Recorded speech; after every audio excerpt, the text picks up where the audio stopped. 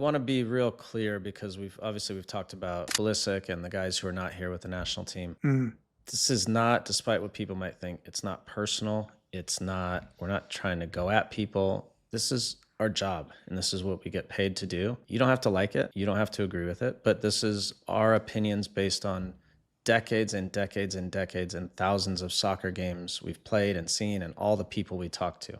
So I'm not going to get into the back and forth with Christian about, things he said in the interview he did last week. But what I do think we have an obligation, Tim, to talk about is what's going on between he and Mauricio Pochettino. He's saying this to Christian, but as you said to me earlier, he's also saying this to the whole team. And he's saying it to the world. I'm the head coach. You don't dictate when you come into which games. Yep.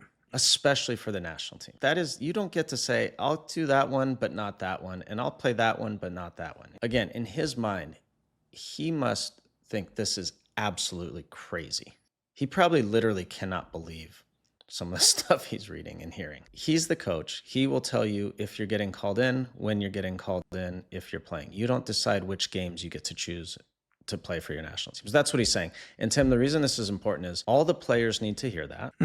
When your best player hears that message and you say that, and Moyes would do this all the time. He'd go after Neville right in front of everyone. And guys would be like, oh my God, if he's going to say it to Neville, he'll say it to any of us. He's also saying it for his future. And what I mean by that is if clubs around the world or national teams are looking at him in the future, they go through a long process of due diligence.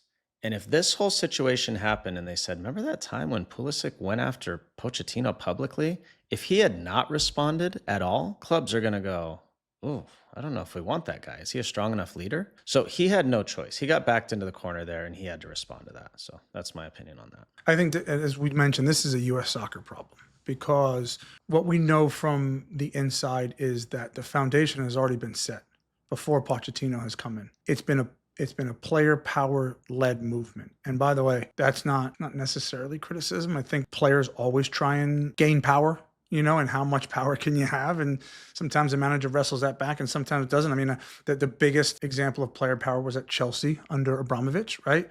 Frank Lampard and Didier Drogba and John Terry pulled the strings at that club.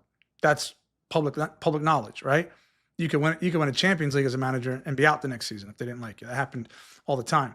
So players try and gain power. They gain power by making decisions, by creating a comfortable environment. Pochettino has walked into that. And what he's trying to do now is regain some of that power. And I think he was doing that in a quiet way until he was called out in the Christian Pulisic interview.